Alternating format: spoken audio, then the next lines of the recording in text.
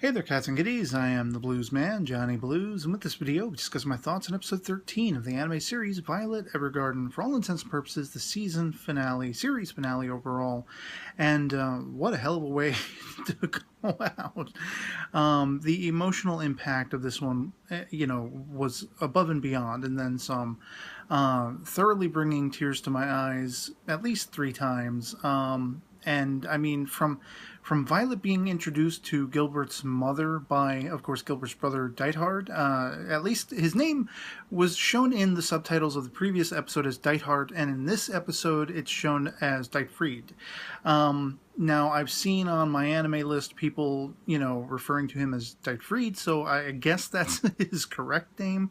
I don't know why there was a mistranslation between the 2 episodes, but it just touches base on several inconsistencies that have been, strewn all throughout this particular anime series from the beginning, at least that I've observed. And but again, the emotional impact, the weight, the gravitas of her being confronted with Gilbert's mother, and the conversation that they have about the fact that he is dead and gone, but in a sense he's not, because we'll always carry him with us in our hearts, and Violet's being finally in that transitional phase where she's now evolving beyond it. Everything that she's experienced, all of the people she grew relationships and rapport with all throughout the course of the series, it's all sort of built to this. She has evolved and built to this so that she, if not necessarily overcoming it as yet, she can at least wrap her mind around it and handle it in the here and now. That's sort of, I guess you could say, garnished by this whole idea of her writing a letter of her own accord for herself, finally. As someone who has spent the entirety of the series writing letters for others, to their significant others, their family, and whatever like that, loves everlasting, loves lost, all that kind of stuff, loves unrequited. I mean, she's never sat down her own emotions and her own thought processes about Gilbert, and wherever he is, whatever he's doing, whatever he's experiencing, what troubles he may have, all of these sort of flights of fancy of if he is still out there somewhere, she will always, encapsulated within herself, carry him with her, no matter where she goes, no matter whom she encounters. And I almost had my breath catch in my throat. The very last scene where she goes to a house she's been summoned to, and it's very urgent. Somebody wants her to write them a letter. When that door opens, and at first she bows and she's not making eye contact, and then she looks up again and she smiles and does her little introduction. I was almost waiting for them to cut to who is standing in the doorway, and there is Gilbert, which would have been a crescendo of disappointment, I have to say. For all of the growth and evolution that Violet has experienced throughout the entirety of the series, it would have been a crushing revelation to suddenly have Gilbert alive and well. It would have made everything almost entirely meaningless.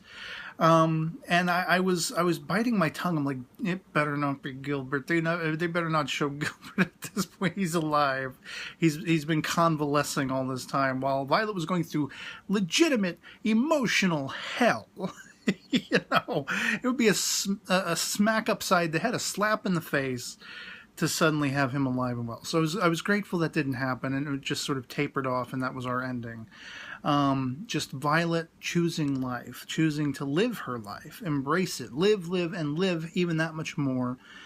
And as Deithfried would put it, only after you've lived a full, satisfying life, and not only a life for yourself, but a life for you and my lost brother, make up for that loss by living for him in his stead as well. And only then, only after you've satisfied that order, are you allowed to die.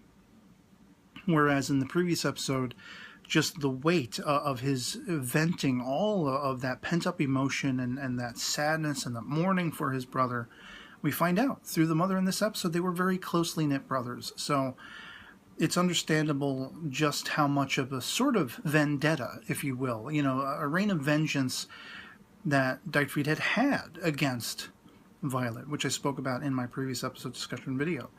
And but he too has had an arc and evolved. No longer does he see the worthless tool, the dog to anyone's beckoning as long as they gave her orders, could not think and feel for herself, and very robotic. He's finally gained a new perspective on her, and that is, sort of punctuated by the fact that when he gives her that final order, she's like, I no longer need any orders to live and to survive. Proving that she's come full circle in a sense. She's evolved way beyond what she once was, but she's grounded herself in acceptance of what she once was, and only then could she have come full circle.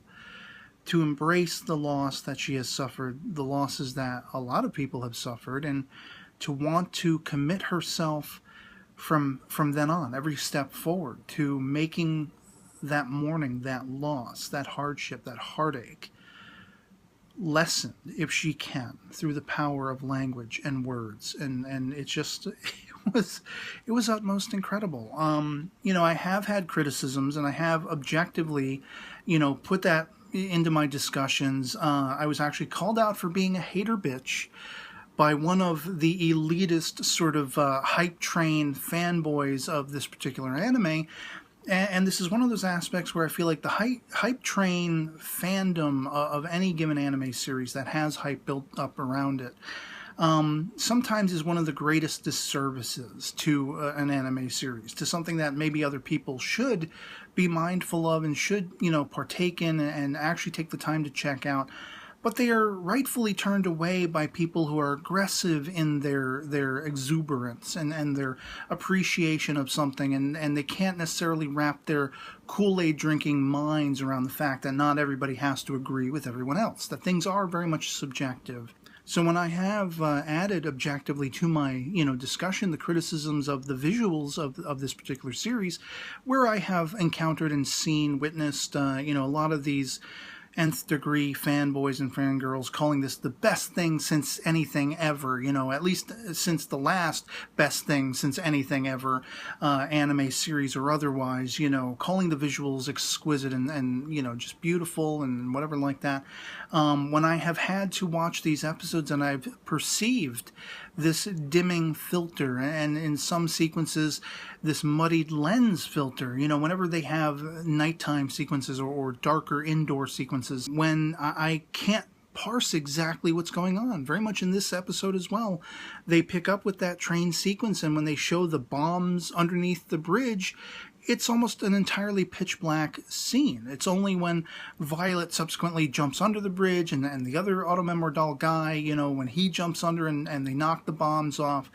I mean, you can see it. It's a little bit more brightly lit than the rest of the darkness of the sequence.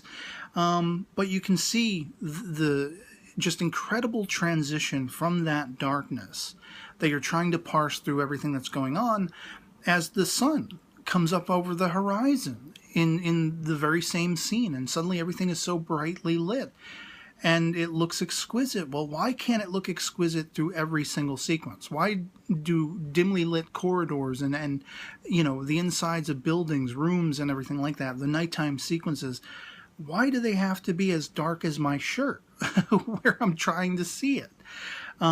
Here's the thing about that. We're free to disagree. We're free to have our own perspectives. And if you want to celebrate this and find nothing at all whatsoever wrong with it, whether objectively or unobjectively, whatever floats your boat, you do you. That's what it comes down to.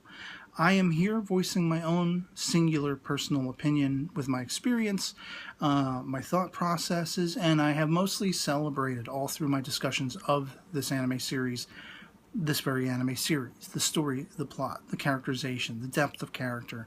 When the visuals have been stunning and gorgeous and meticulous, I have said so. And if you can't leave it be, if you can't take criticism, if you can't take a disagreement for what it is, and understand that things are subjective and that everyone has their own opinions and such like that, then by all means, smash the down thumb, whatever like that. Throw me some hate speech in the comments. I get a big kick out of showing everyone over on Facebook and who follows me and is friended to me there. We all have a pretty grand time laughing it up when stupid people are doing stupid things and saying stupid things. And so yeah, in a nutshell, that little brief aside, well and truly done, wrapped up finally. I know we are getting a sort of special episode whenever the Blu-ray or whatever is released. I think it's sometime in July, maybe, is when I heard it was supposed to be out. So I'm going to be curious to see what this extra episode entails, whether it's strictly an OVA of like a lighthearted misadventure or something, or whether it's going to catch up with some of the characters, Violet included, that we've encountered throughout the series. I love the fact that Luculia showed up in this episode. I loved hearing Hodgins' letter to his unborn child, presumably with the lead auto-memoir doll chick, whose name I never really learned. Otherwise, I'd love to hear from you in the comments below, whether you loved, hated, had a grand experience with this series, thought it was just all kinds of paltry, cliched nonsense. Love it or hate it. As I always tend to say, anything goes, as long as we have a great, satisfying, and respectable conversation. And so yeah, I will be waiting to see in July or whenever this extra episode comes out how exactly that shapes up, and probably likely do a video discussion of it if I'm compelled to, if I don't have a ready memory of the people being judgmental and drinking that Kool-Aid, fandom hype following this show. And so yeah, otherwise it'll be pretty much it for me on this. Hope this video finds you well, and I'll catch you all later. Peace.